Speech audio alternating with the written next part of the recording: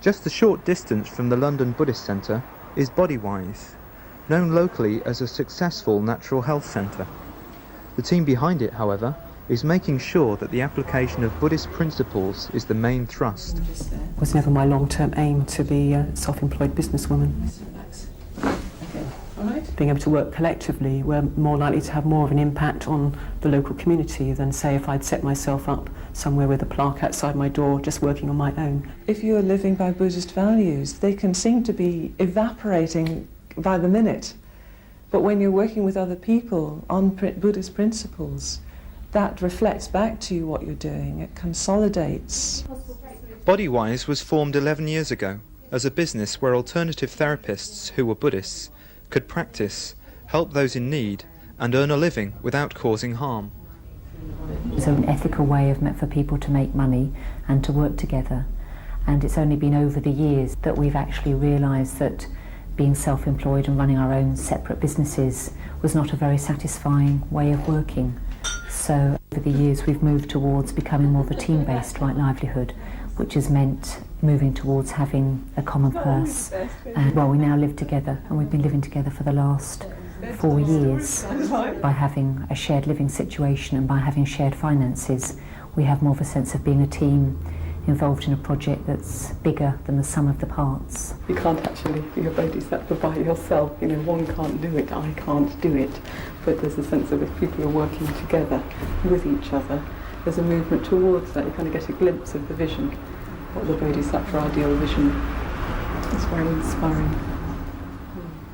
To be socially responsive and to remain creative under stress are just two qualities that draw on the ideal of the bodhisattva. At the heart of Bodywise is a 6-member team of therapists and administrators. While many of the 30 or so therapists are Buddhists, they all help to make the business succeed, both professionally and financially. We rent out 4 or 5 practice rooms to practitioners of varying complementary therapies.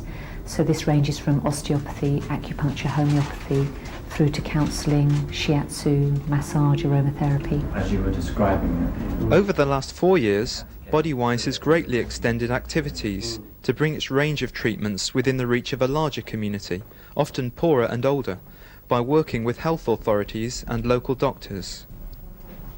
They refer us clients for osteopathy, homeopathy and acupuncture, and each patient will be given treatment free here, and they'll have up to 12 treatments on the National Health. 40 doctors in the area have referred patients to us, and in fact we get more referrals than in fact we're able to see. People who wouldn't go into the Buddhist centre will come to do a yoga class, or will come for a massage, or come for a treatment. And you know, I hear them saying things like, oh, they're very nice people, like they're sort of a bit wondering what the Buddhist thing is, but actually they're very nice.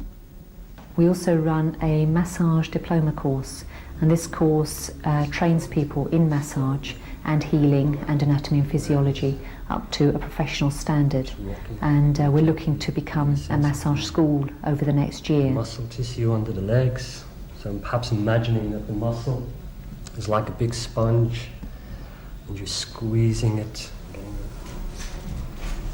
Exhaling, roll the left hip back, inhaling, lift the breastbone forward. Half of our income comes from yoga, and we run yoga classes at all levels from beginner to intermediate, and they're run daytime and evenings and Saturdays, and we also have yoga days and yoga intensive courses. Besides being under stress and having to succeed as a freelancer, other drawbacks face the lone practitioner.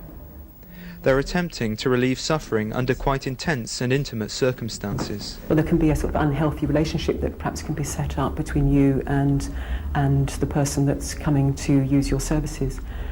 And well, also a certain amount of projection can go on, which, well, if you're not careful, you can start to believe that you're this wonderful person. In my time, I've met some very arrogant members of my profession, and I think that the danger of working on your own is that you don't have a context to reflect yourself back.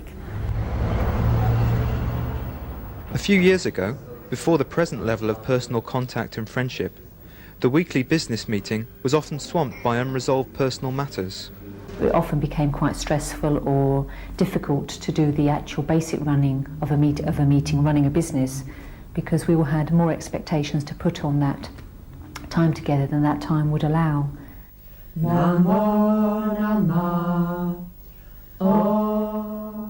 The present community, just a 5-minute walk from the business, was formed 4 years ago and has given the Bodywise team conditions to enjoy a deeper level of friendship. I think I see more sides of people by, they're quite different when they're at home and when they're at work sometimes. So I quite enjoy seeing a sort of wider perspective. And it's helpful for me because I find it very supportive that I can go home and talk about what work's like. At times it hasn't always been that comfortable, but I definitely feel a great deal has come through that in terms of the quality of the communication and the kindness that is there between people. The most significant recent development has been the adoption of a common purse policy for the team, a process that involved several stages. First, a broad spiritual vision had to be awakened. Then, taboos surrounding personal finances explored, and for some members, achieving financial independence formed an important staging post. Well, the compass, we've just finally managed to do it in the last year, and we've been working up to it. Just before that time, I had a period of being self-employed that we all did, and I find that tremendously strengthening situation to be autonomous and have to deal with my finances and deal with marketing and building my practice. But it's like I've done that. I have the feel of what that is when you are responsible right the way through. It's been going for about 5 or 6 months, and we are discussing how we're each of us finding it. Do we find it enough to live on or not? And we are going to have regular discussions to review it. Part of the team's present outward-going emphasis has been to give Dana to such recipients as the Karanar Trust, the Preceptors College, and the London Buddhist Arts Centre. You might think, it'd be lovely to have greater dana for different projects, but then at the end of the day, I don't take it out of my bank balance and give it as such.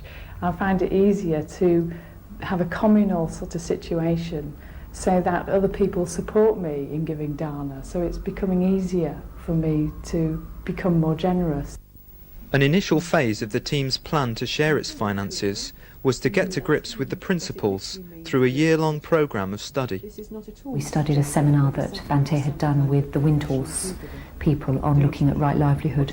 So through studying that kind of material and discussing it, we began to get a sense of where we did connect to the vision of putting our lot in more together and so on.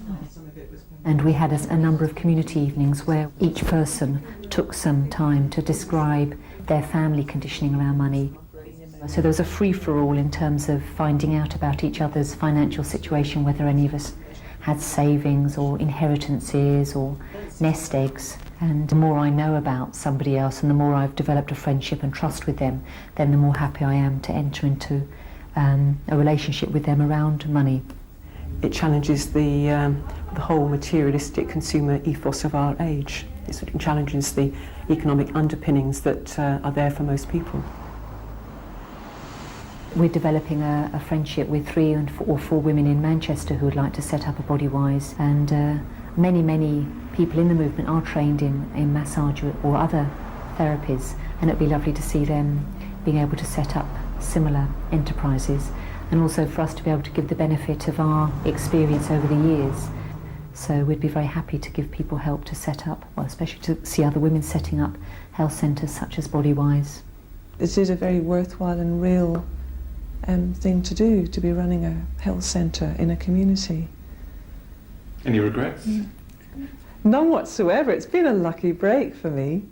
It really has, to find something that is just, consistently grown and developed and been so positive and taken me into areas I wouldn't have dreamed of. Wouldn't have dreamed of running a business and having a community interface and, and having the depth of the yoga practice itself, the contact I have with people, and feeding that into the spiritual life. Yes.